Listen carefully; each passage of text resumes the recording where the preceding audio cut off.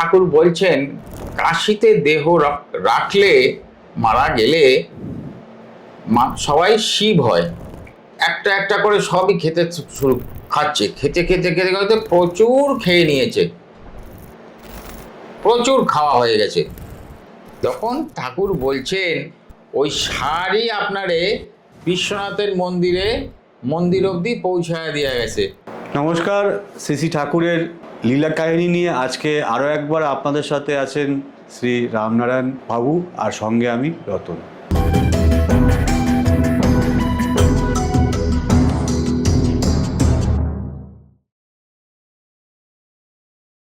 দাদা, শ্রী ঠাকুরের এই এপিসোডে তোমাকে আরও একবার স্বাগত। নমস্কার। এত এত গল্প শুনিয়ে আসছো ঠাকুরের। শুভ নববর্ষের সবাইকে, তোমাকেও জানাই সবাইকে শুভ নববর্ষের আমার প্রণাম এবং শুভেচ্ছা আমি জানাচ্ছি। সবাই ভালো থাকবেন, নতুন বছর ঠাকুর সবার ভালো সবাইকে ভালো রাখুন, সবার মঙ্গল হোক, ঠাকুরের আশীর্বাদ আমরা পাই। আজকে ঠাকুরের কথা আলোচনা করার আগে একটা কথা আমি বলে নিই বিশেষভাবে। আমি এখানে ঠাকুর সম্বন্ধে যতটুকু যা আলোচনা করি সবাই শুনবে বা আমার আলোচনা করতে কথা বলতে ভালো লাগে। আমি কিন্তু আমার কোনো কথা, নিজস্ব কথা আমি এইখানে কোনো আলোচনায় চাপিয়ে দেই না। আমি নিজে ঠাকুরকে কোনোদিন দেখিনি, তো ঠাকুর যখন দেহ রেখেছেন সেই সময় আমার জন্মও হয়নি। আমি যা কিছু ঠাকুর সম্বন্ধে শুনেছি, ঠাকুরের সম্বন্ধে পড়েছি, ঠাকুরের সঙ্গে যে সমস্ত ঠাকুরের ভক্তরা সারাক্ষণ থাকতেন, মানে তারাও আমার কাছে আমার গুরু সমান শ্রদ্ধেয়, এবং সব গুরু আমার কাছে। কেন না, তারা সব সময় ঠাকুর সঙ্গে থাকতেন, ঠাকুরের সঙ্গে কথাবার্তা বলতেন, ঠাকুরের সঙ্গে পাশাপাশি বসতেন। এমনকি বহু ভক্ত আমি যাদের বই পড়ি, এখানে আলোচনা করি, তারা ঠাকুরের সঙ্গে পাশাপাশি শুয়েছেন একই বিছানাতে। তো এইরকম মহা ভাগ্যবান এবং শ্রদ্ধেয় ঠাকুরের সমান সমস্ত আমার কাছে গুরু সমান সমস্ত ব্যক্তি, এদের কথা তারা বইয়ে যা যা লিখেছেন আমি তাই বলি। আমার কিন্তু নিজের বানানো কথা, নিজের মনের মতন করে সাজিয়ে কোনো কথা আমি এখানে কোনোদিন বলি না। রোহিণীবাবু তো ঠাকুরের সঙ্গে অনেক দিন তোমার মুজফ্ফরপুর, বিহারের মুজফ্ফরপুরে কাটিয়েছেন। আমরা এখানে অনেক গল্প সবারকে আমি এখানে আলোচনাও করেছি ওনার বই পড়ে। রোহিণীবাবুর অসাধারণ বই। তো সেইখানে রোহিণীবাবু সঙ্গে কাশিতে ঠাকুর একসময় আছেন। তো ঠাকুর থাকা মানেই সন্ধেবেলা বা সারাদিন অবসর সময়ে ঠাকুরের সঙ্গে নানান কথাবার্তা, গল্প, আলোচনা। ঠাকুর কাশির অনেক গল্প ওনার সঙ্গে করতেন। এমনকি ঠাকুরের সামনে কোন কোন লোক কাশিতে দেহ রক্ষা করেছেন, দেহ রেখেছেন, তাদের কথাও ঠাকুর বলেছেন। আচ্ছা। এবং কথায় ঠাকুর বলছেন কাশিতে দেহ রাখলে মারা গেলে সবাই শিব হয়। তখন রোহিণীবাবু বলছেন যে তাহলে তো আপনি আমাদের সবার মানে মৃত্যুর দিন জানেন, তাহলে তার আগে আমাদের সবাইকে কাশিতে ডেকে নিয়ে যাবেন। আচ্ছা। আমরা আমরা সবাই কাশিতে দেহ রাখবো এবং সবাই শিব হয়ে থাকব। তার উত্তরে ঠাকুর বলছেন যে যাদের যাদের প্রয়োজন তাদের মৃত্যুর পূর্বে সংবাদ দিয়া কাশিতে আনা হয়। ব্যাপারটা বোঝো? উনি ওরকম ভাবে বললেন যে তাহলে তো আপনি জানেন আমি কবে মারা যাব, তা ভালোই হয়েছে আপনি আমাকে তাহলে আগেই সংবাদ দেবেন, কয়েকদিন আগে আমি কাশিতে যাব, তাহলে সেখানে গিয়ে আমি প্রাণ ত্যাগ করলাম, শিব হয়ে থাকবো। তার উত্তরে ওটা যে ঠিক, ঠাকুর বলছেন যে যাদের যাদের প্রয়োজন, সবার প্রয়োজন না, যাদের যাদের প্রয়োজন তাদের পূর্বে সংবাদ দিয়া কাশিতে আনা হয়। আচ্ছা। তাই এইসব নানান অনেক গল্প কাশির এইরকম গল্প। তো একদিন রোহিণীবাবু ঠাকুর মুজফ্ফরপুর থেকে চলে গেছেন কাশিতে। অনেক দিন কোনো খবর নেই। এদিকে রোহিণীবাবুও নানান শারীরিক অসুস্থতায় খুব কাহিল। কিরকম না, উনি যা খাচ্ছেন সঙ্গে সঙ্গে সব বমি হয়ে যাচ্ছে, পেটে যন্ত্রণা, খিদে, প্রচন্ড খিদে, কষ্ট পাচ্ছেন, কিন্তু কিছু খাওয়ার উপায় নেই। এমনকি জল মুখে দিলেও সেইটাই বমি হয়ে যাচ্ছে। আচ্ছা। ক্রমশ শুকিয়ে যাচ্ছেন, দুর্বল হয়ে পড়েছেন, খুব কাহিল অবস্থা। অথচ ঠাকুরের কোনো সংবাদ নাই, কোনো সংবাদ নাই, কোথায় আছেন, কি খবর, ঠাকুরের কোনো সঙ্গে কোনো নাই। তো এরকম ঠাকুরের কথা ভাবেন যে আমি এরকম অসুস্থ। হঠাৎ কাশি থেকে একটা চিঠি আসলো। ঠাকুর লিখছেন যে চিঠি পাওয়ার মাত্র সত্বর আপনি কাশিতে চলে আসেন। তো ঠিক আছে, ঠাকুর লিখেছেন, খবর পাঠিয়েছেন কাশিতে যেতে। উনি পরের দিন কাশি রওনা হয়ে গেলেন। রাত্রিতে ট্রেন মুজফ্ফরপুর থেকে কাশি স্টেশনে নেমেছেন। এখন এর আগে যতবার এসছেন কাশি স্টেশনে কোনোদিন নামেননি, এই প্রথম কাশি স্টেশনে নেমেছেন। নেমে বাইরে বেরিয়েছেন। এখন ঠাকুর আছেন কাশিতে হারারবাগে গৌরীবাবুর বাড়িতে। আচ্ছা। গৌরীবাবু ঠাকুরের ওইখানে, ঠাকুর অনেক দিন করেই থাকতেন। উনিও গেছেন, এই রোহিণীবাবু ওই গৌরীবাবুর বাসাতেও গেছেন। হারারবাগে গৌরীবাবুর বাড়িতে আছেন। তো কাশিতে নেবে এবার রাস্তায় বেরিয়ে কোন দিকে হারারবাগ, কোন দিকে যেতে হবে, কোন রাস্তা উনি তো জানেন না। তো সোজা যে রাস্তা সামনে দেখা যাচ্ছে উনি সেই রাস্তা দিয়ে হাঁটছেন। তখনও ভোর হয়নি, মানে ওই ধরো ভোর হওয়ার আগে 3টে, 2:30, 3টে, 3:30 ওইরকম সময়। রাস্তায় একটাও জনপ্রাণী কেউ নেই, শুনশান রাস্তা। যাচ্ছে হঠাৎ উল্টা দিক থেকে একটা লোক মস্ত বড় একটা ঝুড়ি কাঁধে নিয়ে, তার মধ্যে অনেক সবজি, সে যাচ্ছে। তো তাকে জিজ্ঞেস করেছে যে হারারবাগ যাব কোন রাস্তায়। তখন বলছে যে আপনি যে রাস্তায় যাচ্ছেন এটা ক্যান্টনমেন্টের রাস্তা, একদম উল্টা দিকের রাস্তা। তো রাস্তা দেখিয়ে দিয়েছে, এই রাস্তায় যান। তো ভালো কথা, সেই লোকটা স্টেশনের দিকে যাচ্ছে। তো এবার সে যেই রাস্তা দেখিয়ে দিয়েছে সেই রাস্তায় হাঁটা শুরু করেছে। রোহিণীবাবু হাঁটছে, এইখানেও কোনো লোকজন নেই। হাঁটতে একটা 3 রাস্তার মুখে এসছে। আচ্ছা। 3 রাস্তা না, 3 রাস্তাই বোধহয়, 3 রাস্তার মুখ এরকম একটা কিছু, কোনো একটা সংযোগস্থল, অনেকগুলো রাস্তা, সেইখানে এসছে। আমি একটু ভুলে যাই। তো সেইখানে আসার পর এখন কোন রাস্তায় হারারবাগ যাবে ধরতে পারছে না। তো ওইখানে এক সাধু বাবা একটা ধুনি জ্বালিয়ে উনি বসে আছেন। তো ভাবছি তাহলে এই সাধু বাবাকে জিজ্ঞেস করি। তো জিজ্ঞেস করেছে, ও সাধু বাবা, হারারবাগ জায়গা কিধার জায়গা? তো সাধু কোনো উত্তর করেনি। এরকম 2-3 বার জিজ্ঞেস করেছে, সাধু নির্বিকার চিত্তে বসে আছে, কোনো উত্তর করেনি। তখন একটা রাস্তা, যেটা ইচ্ছে হয়েছে সেই রাস্তায় চলেছে, বেশ অনেকটা গেছে। তখন এই সাধু বাবা চিৎকার করছে, এ বাবু, আরে উধার নেই, ইধার আও। তা আবার ফিরে এসে তখন রাস্তা দেখাচ্ছে, ইধার যাও। তখন জিজ্ঞেস করেছে, তো এটা তো তুমি আগেই বলতে পারতে। তো সাধু এর কোনো উত্তর দিল না, ওইটুকুই যে ইধার আও, ইধার যাও। উনি আর কোনো উত্তর করেননি। তা যাই হোক, রাস্তা দেখিয়ে দিয়েছে, এবার সেই রাস্তায় যাচ্ছেন উনি। 40 ফুটের কাছাকাছি বিশাল চওড়া রাস্তা, সেই রাস্তা দিয়ে হাঁটছেন। যথারীতি কোনো লোকজন নেই।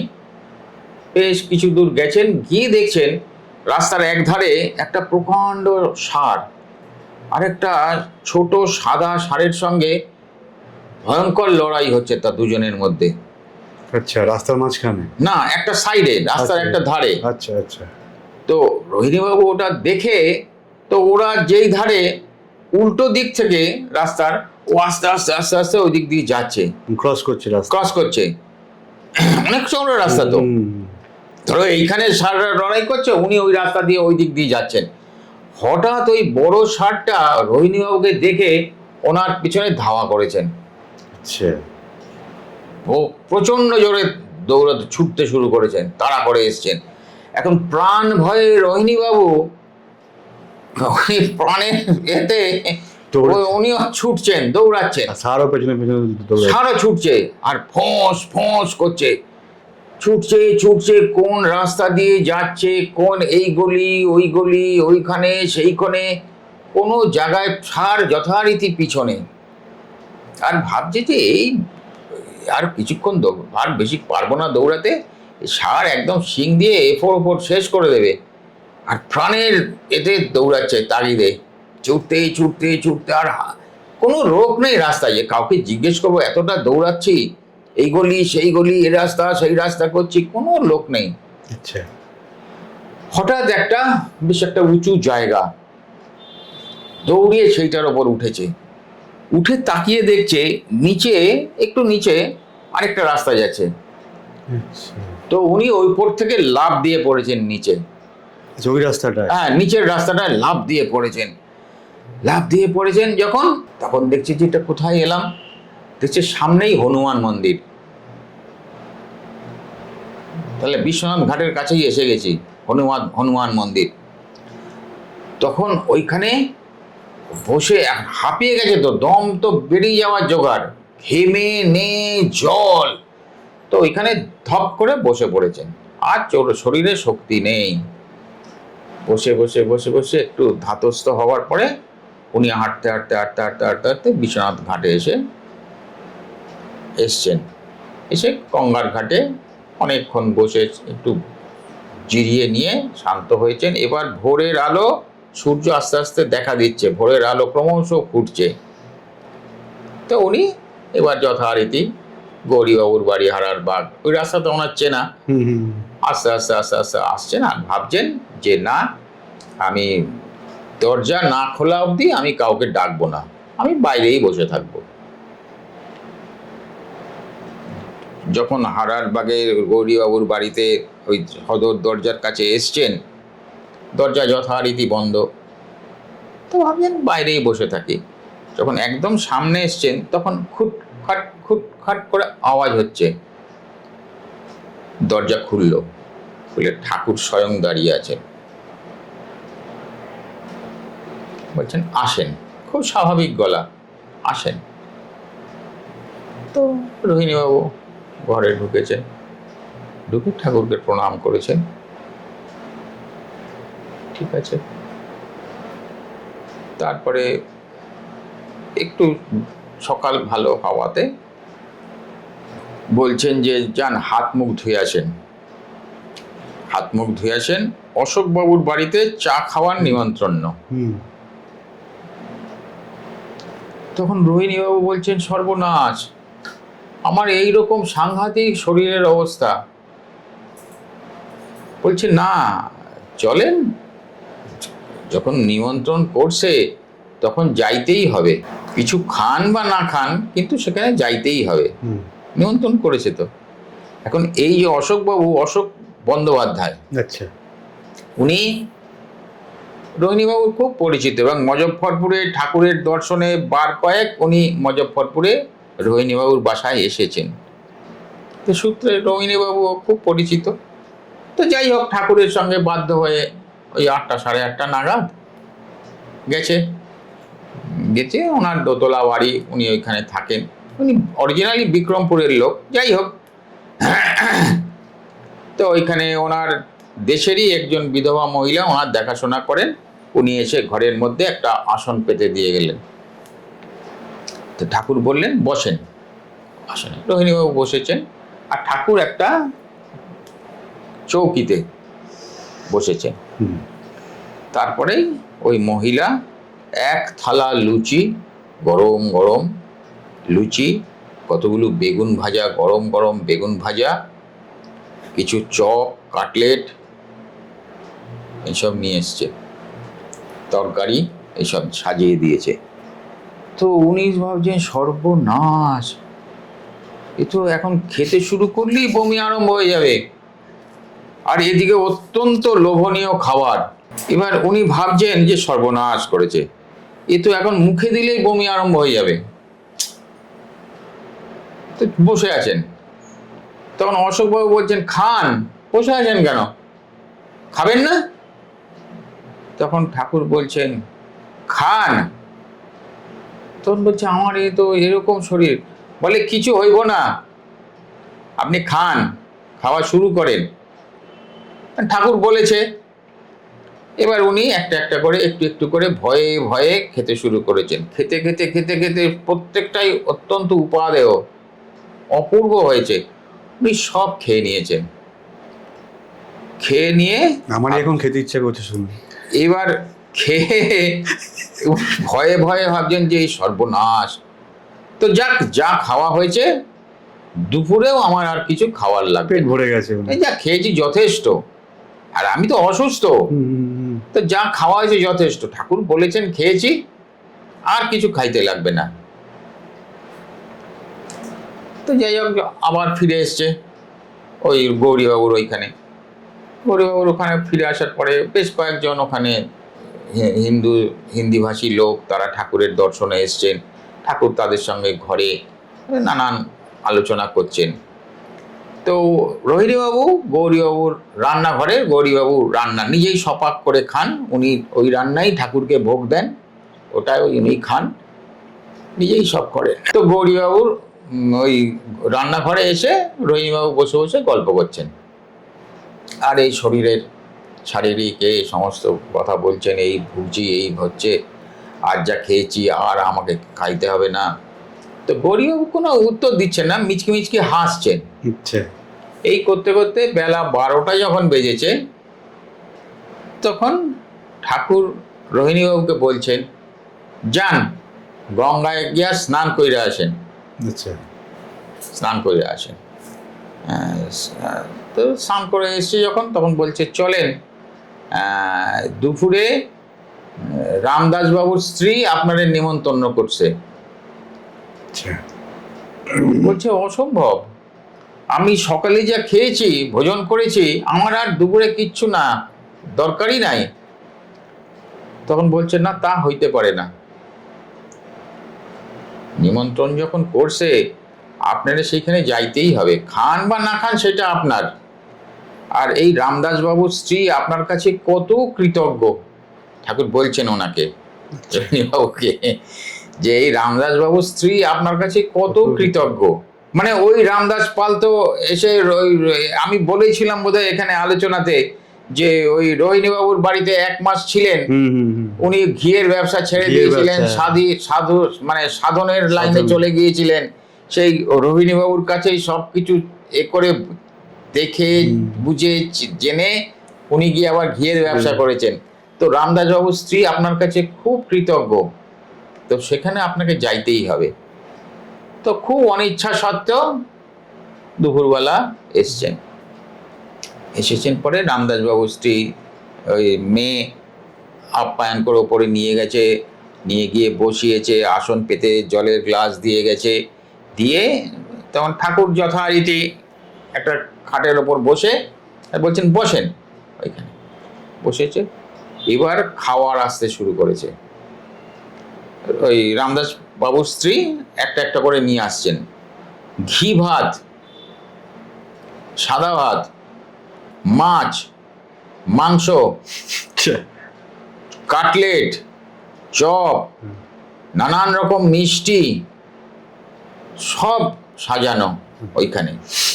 নিরামিষ আইটেম একটাও নেই, সব আমিষ। হ্যাঁ সব, কারণ ওরা তো নিরামিষ খান না। রামদাস বাবুকে তো বলেইছেন যে আমরা কোনোদিন নিরামিষ, আমার বাড়িতে আহার হয় না, সব আমিষ। ওরা মাছ, মাংস, ডিম সব খায়, 3 বেলাই তারা তাই খায়। দেখে এবার উনি প্রমাদ গুনছেন যে সর্বনাশ, খেলেই আমার অবস্থা খারাপ। তো ঠাকুর বলছেন খান, যা পারেন খান, খুব স্বাভাবিক। বলছেন যা পারেন খান। এবার একটু ক্যাজুয়ালি, হ্যাঁ এবার একটু একটু করে আরম্ভ করেছে। ওনার তো শরীর খারাপ, ওনার তো ভয়। এবার একটু একটু করে আরম্ভ করেছে, এবং কিন্তু এত টেস্টি সব জিনিস, এত সুস্বাদু, একটা একটা করে সবই খেতে শুরু খাচ্ছে। খেতে খেতে খেতে খেতে প্রচুর খেয়ে নিয়েছে, প্রচুর খাওয়া হয়ে গেছে। খেয়ে দিয়ে এবার ফিরে আসার সময় বলছি যে রাত্রে আর কিচ্ছু খাইতে হবে না। ঠাকুর কোনো মন্তব্য করেননি। ব্যাস, এবার ঠাকুরের কাছে সন্ধ্যের পর থেকে বহু লোক আসা শুরু হয়েছে। ঠাকুর তাদের সঙ্গে গীতার শ্লোক, গীতার ব্যাখ্যা, নানান আলোচনা তাদের সঙ্গে হতে হতে, আর উনি তো স্থির প্রতিজ্ঞ যে আর আমাকে রাত্রে কিছু খেতে হবে না। সকালে ওই খাওয়া, দুপুরে এই খাওয়া খেয়েছি, রাত্রে তো প্রশ্নই নেই। যখন রাত্রি 8টা বাজে তখন ঠাকুর বলছেন, চলেন অশোকবাবুর বাড়িতে আপনাদের নিমন্ত্রণ করছে রাত্রে খাওয়ার জন্য। হচ্ছে সর্বনাশ। বলছে না, চলেন, নিমন্ত্রণ করছে। ওই একই ব্যাপার, আবার গেছে রাত্রে সেইখানে। অশোকবাবু যথেষ্ট আদর আপ্যায়ন করে এবং আবার যথারীতি ওই রকম প্রচুর পরিমাণে ভোজন করেছেন। করে যাই হোক, এবারে তারপরের দিন দুপুরবেলা এক উকিলের বাড়িতে, রাত্রেবেলা আরেক ভদ্রলোকের বাড়িতে, এইরকম নিমন্ত্রণ খেয়ে যাচ্ছে। এরকম করতে করতে 4 দিন কেটে গেছে, খালি নিমন্ত্রণই খেয়ে যাচ্ছেন। আর ওনার নিমন্ত্রণ ভালো লাগছে না, আর ভালো লাগছে না। তখন ভাবছেন যে কতক্ষণে বাড়ি যাব এখান থেকে মুক্তি পেয়ে। তখন ঠাকুরকে বলছেন যে আমি তো বেশি ছুটি নিয়ে আসি নাই, বেশি দিন এখানে থাকাটা সমীচীন না। তখন ঠাকুর বলছেন, আইজি জান গিয়া, আইজি জান গিয়া। কি স্বাভাবিক চিন্তা করো, বলছেন আইজি জান গিয়া। নিজে থেকে কিন্তু বলছেন না যে আপনি এবার জান গিয়া। রোহিণীবাবু বললেন, বোঝো ব্যাপারগুলো, রোহিণীবাবু বললেন যে আমি এবার যে আমি তো বেশি ছুটি নিয়ে আসিনি, চলে এসেছি হঠাৎ করে, আপনি আসতে বলেছেন, তো বেশি দিন থাকাটা ঠিক হবে না। তখন ঠাকুর বলছে, আইজি জান গিয়া। তো সেই রাত্রি 9টার সময়, 9টার ট্রেনে কাশি থেকে মুজফ্ফরপুরের ট্রেনে রওনা হয়ে গেলেন। শরীরের কোনো আর সেই অস্বস্তি, যে সেই যে একটা খেলেই বমি নেই ওই, এবং এই যে এই কদিন, এই যে 4 দিন কাটালেন, ওনার যে সেই অসুখ, বমি, পেট ব্যথা, এমনি সব ভুলে গেছেন। ওনার কিন্তু কিচ্ছু মনে নেই রোহিণীবাবুর, সব স্বাভাবিক। এবং যখন কাশিতে এই মুজফ্ফরপুর বাড়ি থেকে যখন রওনা হচ্ছেন, তখন উনি ভাবছেন যে যাব ওখানে, কি খাবো, খেতে পারবো না। কিন্তু বাড়িতে সেই সময়, আমি এটা আগেই বলা উচিত ছিল, ওনার স্ত্রী আর ওনার বোন তো ওনার কাছে থাকতেন। তারা কিন্তু খুব খুশি, তারা কিন্তু খুব খুশি। উনি খুব ভয়ে ভয়ে ভীত যে যাওয়াটা ঠিক হবে কিনা। ঠাকুর বলেছেন, আমার এই শরীরের হাল, কি অবস্থা, আর কিন্তু ওনারা খুব খুশি, এবং দুজনেই বলছেন যে ওইখানে গেলেই তুমি ঠিক হয়ে যাবে, সুস্থ হয়ে যাবে। তো সত্যি সত্যি বাস্তবিক এখানে ওনার আর শরীরের কথা মনেই নাই যে এতদিন উনি এইভাবে ভুগেছেন, না খেয়ে খেয়ে ক্রমশ অসুস্থ হয়ে, শুকিয়ে, দুর্বল হয়ে, কাহিল হয়ে গিয়েছিলেন। সেইটার এখন কোনো বোধই নাই। উনি রাত্রি 9টার ট্রেন ধরে যথারীতি মুজফ্ফরপুর চলে এলেন। তো দেখো, ভক্ত অসুস্থ হয়েছে, ভগবানের সঙ্গে যোগাযোগ নেই, গুরুর সঙ্গে। গুরু জানেন তার সবটা। এইবারে যখন চলে আসছেন, তখন প্রণাম করেছেন, প্রণাম করে ওই কাশি স্টেশনে নেমে ওই যে ঘটনাটা, যে আরারবাগে কিভাবে এলেন, সেইটা উনি ঠাকুরকে বলেছেন। আচ্ছা।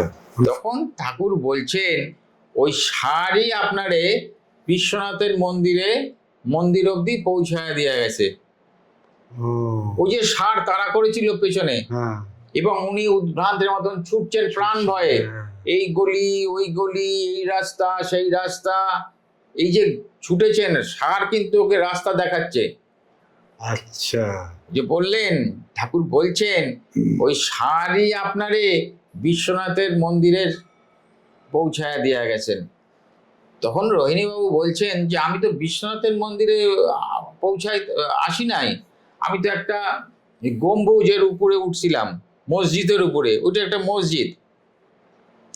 তখন বলছে না, বিশ্বনাথের মন্দির আগে ওইখানেই ছিল, পরে মসজিদ হয়েছে। তার মানে দেখো, ষাঁড় উনি সব কিন্তু জানেন, ঠাকুর সব দেখছেন যে রোহিণীবাবু ছুটছেন, ষাঁড় তাড়া করেছে। কেননা উনি যখন দরজার সামনে এসে ভাবছেন যে না, কেউ না ওঠা অবধি আমি এখানেই বসে থাকবো, আমি ডাকবো না, কিন্তু যখন দরজার কাছে এসেছেন তখন খুব খাট ঠুক ঠাক আওয়াজ হচ্ছে, এবং স্বয়ং ঠাকুর দরজা খুলে খুব স্বাভাবিক গলায় বলছেন আসেন। তার মানে কি, ঠাকুর উনি যে রওনা হয়েছেন মানে সম্পূর্ণটা ওনার কাছে স্পষ্ট পরিষ্কার, উনি সব দেখছেন, উনি সব দেখছেন। আর নয় তো দরজাটা যখন এসেছেন উনি সেই সময় দরজা খুললেন, খুলে কেন উনি জানতেনই যে উনি আসছেন, তো উনি দেখতে পাচ্ছেন যখন এসে গেছেন। আমরা যেমন ওই যে সিসি ক্যামেরায় দেখি না যে ওই লোকটা এলো, আমি দরজাটা খুলি, ঠাকুর দরজাটা খুললেন। মানে ঠাকুর কি, ঠাকুর তার কাছে সব স্পষ্ট, উনি সব দেখছেন তার ভক্ত কি অবস্থা। ঠাকুরই তাকে ওই ষাঁড় তাড়া করিয়ে ওইখানে নিয়ে এসে হাজির করে দিল। উনি তো কাকে জিজ্ঞেস করবেন, চিনতে পারছেন না, নতুন এসে অন্য রাস্তায় নেমেছেন, খুঁজে পাচ্ছেন না, তো দেখো ভক্তের সঙ্গে ভগবানের যে যোগাযোগ, ভগবান যে ভক্তের, গুরু যে ভক্তের সমস্ত খবর রাখেন, তার কি দেখো জ্বলন্ত উদাহরণ। উনি অসুস্থ, ঠাকুর জানেন সব, ওনাকে ভুগিয়ে যতদিন ওনার আছে, হ্যাঁ দুর্ভোগ, ওনাকে ভুগিয়ে নিয়ে গেলেন খবর দিয়ে ওইখানে। উনি ভাবছেন যে কাশিতে খবর দিয়ে নিয়ে গেছে যখন আমার শিব হওয়ার সময় হয়েছে। শিব হওয়ার গল্প করেছে তো, যে সংবাদ দিয়ে নিয়ে যাওয়া হয়, যাদের হয় তাদের সংবাদ দিয়ে আগে কাশিতে নিয়ে আসা হয়, ঠাকুর বললেন। তো ঠাকুর ওনাকে সংবাদ দিয়ে কাশিতে নিয়ে যাচ্ছেন, শরীরের আমার এই হাল, তাহলে তো এখন আমার শিব হওয়ার সময় হয়েছে। উনি মনে মনে এইটা ভাবছেন, আর স্ত্রী আর বোন ভাবছে খুব ভালো হয়েছে, কাশিতে যাও ঠাকুরের কাছে, এই যে তোমার এত শরীর খারাপ, এত এগুলি সব ঠিক হয়ে যাবে। এবং বাস্তবে কি দেখো, ওনার কাছে গিয়ে ওই যে নিমন্ত্রণ খাওয়ালেন, উনি তো স্বয়ং বসে আছেন যে আপনি খান, বলছেন না আপনি খান, কিচ্ছু হইবে না।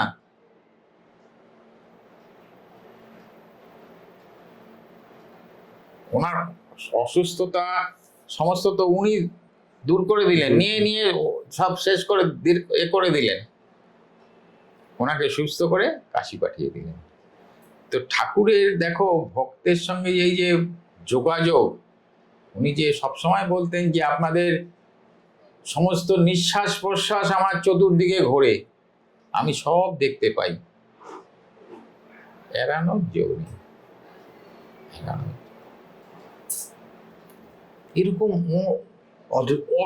অজস্র গল্প ঠাকুরের, অজস্র গল্প। প্রারব্ধ ভোগ, হ্যাঁ ভগবান প্রারব্ধ ভোগ কাটানোর চেষ্টা করছেন, কিন্তু আমরা সেটাকে বুঝতে পারি না। দিগীন্দ্রনাথ ঘোষাল এক ভক্ত ঠাকুরের, ঠাকুর অত্যন্ত প্রিয়, এবং উনি ওই দিগিনবাবু খুব অল্প বয়স থেকে ঠাকুরের সঙ্গে ওনার যোগাযোগ, এবং ঠাকুর ওনাকে খুব ভালোবাসেন, খুব স্নেহ করেন, এবং খুব ভক্ত লোক। তো দিগেনের যক্ষা হয়েছে। আচ্ছা। যক্ষা হয়েছে তো বহু বড় বড় ডাক্তার কলকাতা শহরে দেখছে, বহু চিকিৎসা বহুদিন ধরে হচ্ছে, কোনো উন্নতি নাই, ক্রমশ অবনতি হতে হতে হতে হতে এবার আর বাঁচবে কিনা এরকম অবস্থা দিগিন। তখন দিগিন ঠাকুরের শরণাপন্ন হলেন। ঠাকুর, তুমি ছাড়া ঠাকুর, তুমি আমাকে রক্ষা করো। ঠাকুর 1 বছর ওই দিগিনকে নিয়ে পুরী, কাশী এরকম নানান স্বাস্থ্যকর জায়গায় ওকে নিয়ে ঠাকুর নানান জায়গায় ঘুরেছেন, এবং নানান জায়গায় নানান ওই লতা পাতা গাছের নানান ওষুধ নিজে তৈরি করে ওই দিগিনকে খাইয়েছেন। খাইয়ে 1 বছর পরে দিগিন একদম সুস্থ হয়ে গেল, একেবারে সুস্থ। এবং ওই তখন রোহিণী বাবু মুজফ্ফরপুরের পাট চুকিয়ে দিয়ে চাঁদপুরে চলে এসছেন, এবং চাঁদপুরের বাড়িতেও দিগিন প্রায় আসতেন। ঠাকুর আসলেই আসতেন, বা রোহিণীবাবুর বাড়িতেও আসতেন। অত্যন্ত এই মানুষ, খুব সাত্ত্বিক মানুষ এবং খুব ঠাকুর ভক্ত লোক। এবার দিগিন একদম সুস্থ, তখন তাকে দেখলে কেউ বলবে না যে তার এত কঠিন যক্ষা হয়েছিল, বাঁচার আশা ছিল না। তো দেখো ভাগ্য কিরকম, মানে তার প্রারব্ধ তাকে কিভাবে টেনে নিয়ে যায়। হঠাৎ দিগিনের বিয়ের করার খুব ইচ্ছে হলো। ঠাকুর সংবাদ পেলেন। ঠাকুর সংবাদ পেলেন, সংবাদ পাওয়ার সাথে সাথে ঠাকুর খবর পাঠালেন যে 1 বছর পরে দিগিন বিয়ে করুক, এখন যেন বিয়ে না করে। কিন্তু ভাগ্যের পরিহাস, এত ভক্ত, তার যে কি মতি হলো সে ঠাকুরের কথা শুনলো না, সে হঠাৎ করে বিয়ে করে ফেলল। এই সংবাদ ঠাকুর যখন পেলেন, ঠাকুর অত্যন্ত দুঃখিত হয়েছিলেন এবং বললেন, ও মেয়ে তো বিধবা হবে। মারা যাবে আর কি, ওই দিগিন বাবু বাঁচবেন না, ওই মেয়ে তো বিধবা হবে, বউ যে নতুন বউ। দেখো ভক্তকে বাঁচানোর চেষ্টা করলো, কিন্তু ঠাকুর তার প্রারব্ধ তাকে টেনে নিয়ে যাচ্ছে কোথায়, তার শেষের দিকে। আর ভগবান চেষ্টা করছে, তার গুরু চেষ্টা করছে তাকে টেনে রাখার, তাকে পথ বলে দিল 1 বছর পরে তুমি বিয়ে করো। ও শুনলো না, এবং বিয়ের খবর পেয়ে খুব দুঃখিত হয়ে তো বললেন যে ও তো বিধবা হবে। এবার আবার তাকে পথ বলে দিচ্ছেন, রাস্তা দেখিয়ে বলে দিচ্ছেন ঠাকুর। এগুলো মানে আমি পড়ি আর এগুলো ভাবি, ঠাকুর তাকে আবার পথ বলে দিচ্ছেন যে দিগিন 1 বছর যেন তার স্ত্রীর সঙ্গে দেখা না করে, সাক্ষাৎ না করে। তাও তুমি শোনেন। কিন্তু দিগিন ওই যে তার ভবিতব্য তো তাকে পথ দেখাচ্ছে, তাকে টানছে। দিগিন সে কথাও ঠাকুরের শুনল না, অথচ এত পরম ভক্ত। বছর 2-এর মধ্যে দিগিনের এক সন্তান হলো, তার 1 বছর পরে আরেকটা সন্তান হলো, এবং দ্বিতীয় সন্তান হওয়ার পরে মাত্র 8 দিনের সামান্য জ্বরে দিগিন মারা গেল।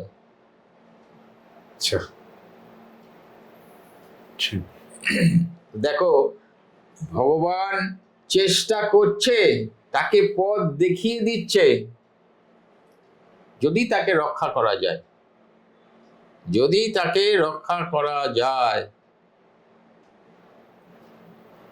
কিন্তু তোমাকে তো টানছে তোমার। এই যে মহাভারতের যুদ্ধে কৃষ্ণ বহুভাবে চেষ্টা করেছে এই যুদ্ধ আটকাতে, বহুভাবে চেষ্টা করেছে, সবাইকে বুঝিয়েছে এই যুদ্ধের রাস্তায় যেও না। শেষে নিজে দূত হয়ে এলো হস্তিনাপুরে, যে ওদের ওই ফিরিয়ে দাও, ওই পাণ্ডবদের যে যে রাজ্য ইন্দ্রপ্রস্থ, ইন্দ্রপ্রস্থ ফিরিয়ে দাও, তাতেও যখন রাজি হলো না, বললো তাহলে 5টা গ্রাম দাও, তাতেই ওরা খুশি থাকবে।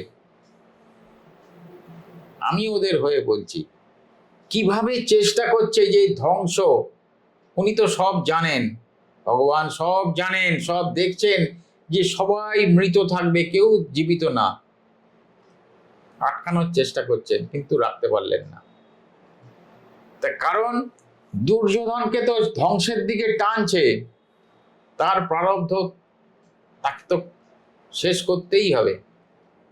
তো সুতরাং ভগবান দিগিনবাবুকে কত রকম ভাবে চেষ্টা করলো। প্রথমে বলল যে তুমি 1 বছর পরে বিয়ে করো, উনি শুনলেন না। তারপরে বললো অন্তত 1 বছর স্ত্রীর সঙ্গে যেন দেখা না করে, তাতেও যদি প্রাণের রক্ষা হয়, তাতেও উনি শুনলেন না। তার পরিণতি, তার মাত্র সামান্য 8 দিনের জ্বরে তার প্রাণ চলে গেছে। এইরকম পড়ি ওই অসাধারণ সমস্ত গল্প, অসাধারণ সমস্ত গল্প। ঠিক আছে, অনেক কথা বললাম। জয় রাম, জয় রাম, জয় রাম, জয় রাম। আগামী এপিসোডে আরো তোমার থেকে ভালো ভালো ঠাকুরের লীলা কাহিনী শুনবো।